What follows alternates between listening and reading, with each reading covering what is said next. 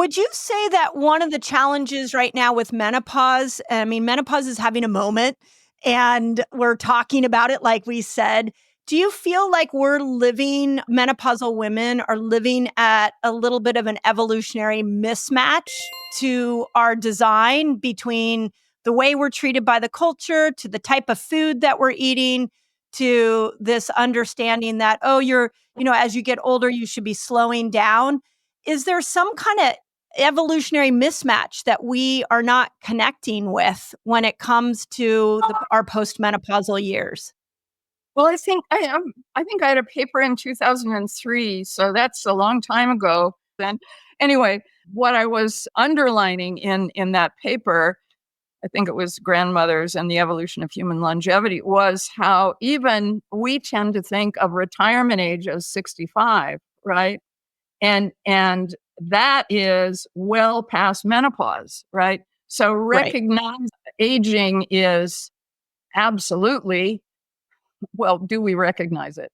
That one of the misunderstandings, and I always try to hit this with students, it's so easy for people who know stuff I wish I knew, who really know all kinds of stuff, really smart, to think that life expectancy is a measure of whether there are any old people, because life expectancy as a demographic parameter is the average lifespan of everybody born at the same time.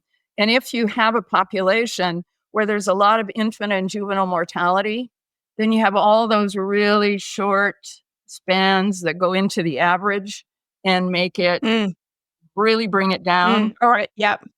Life Well said. expectancy in these foraging populations is at birth is well less than 40. And yet, if we actually look at the age structure, about a third of the adult females are past their fertility. So it's so easy to get confused by the demographic numbers. Even George Williams, who was so influential as an evolutionary biologist to me, very important paper in 1957 about senescence, about aging, and why it varies so much in the living world. I mean, it's a huge contribution, really brilliant.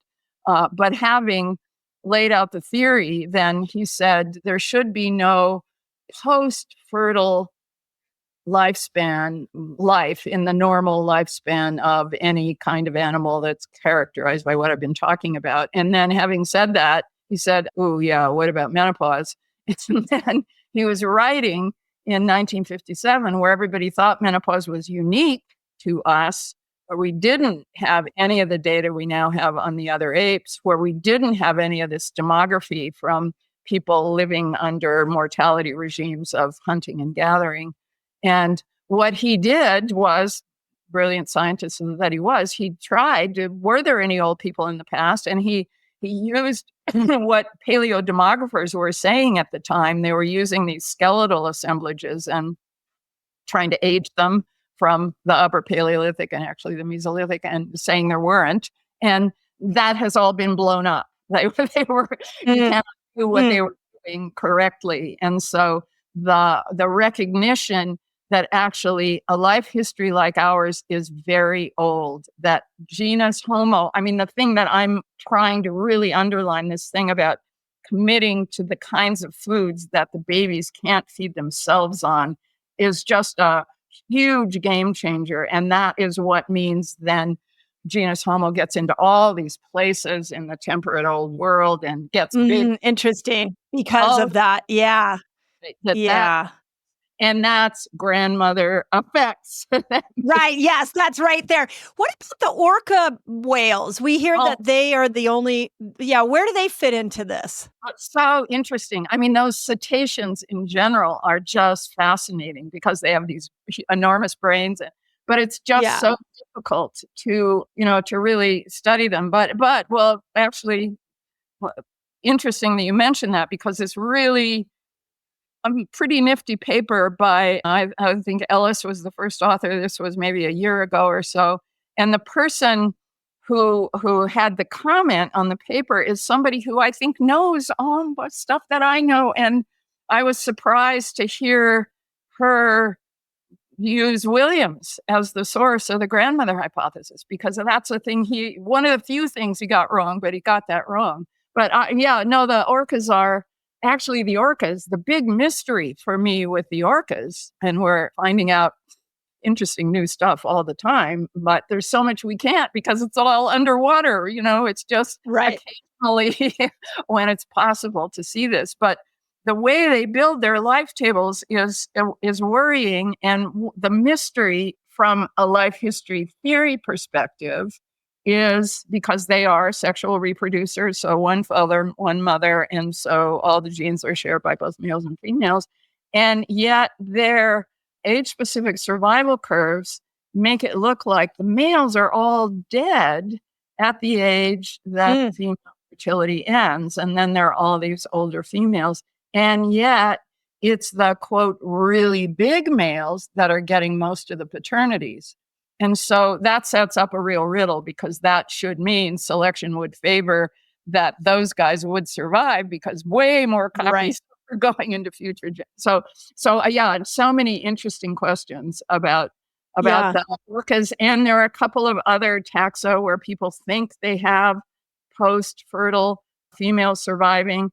They have a really interesting social organization, the orcas do, where everybody stays home and where, males go off and compete to mate with females elsewhere, and then they come back home. And the sisters are fertilized by males from elsewhere. And every once in a while, there's just an amazing sort of anecdote that people record about orcas. This was off the coast of California, where it just happened that the orca watchers were out there and they saw this male going after a female who had a really new baby and one that was a little older, and he was trying to kill her. So this infanticide thing we know is a thing in primates. So our order, that is, and the whole issue around female counter strategies, given that males can be dangerous, then you better fuck them all, because if they have a chance of being a then they won't kill it. So I love Sarah Hurdy's calling that being assiduously maternal. She's so good about that. But here's the orcas, in which here's this guy trying to get the baby and he fails. And then there's another attempt. And it turns out that his wingman in this attempt is his mom, who is there helping him knock off the baby. But get the next paternity. So, there's so much. So we may not want to compare ourselves to orca whales. That's what I just heard in that. But bonobos, so another closest living relative, we have chimpanzees and bonobos. And bonobos, it turns out they're way more similar than, anyway, I could just go on and on. But anyway, in bonobos, female alliances really play an important role. And it turns out that the paternity skew is even higher in bonobos than it is in chimpanzees. Some males getting a larger fraction of the paternities. And the way in which some males get especially many is if their mom is high ranking. So, mom. Interesting. Wow. Anyway. It gets complicated.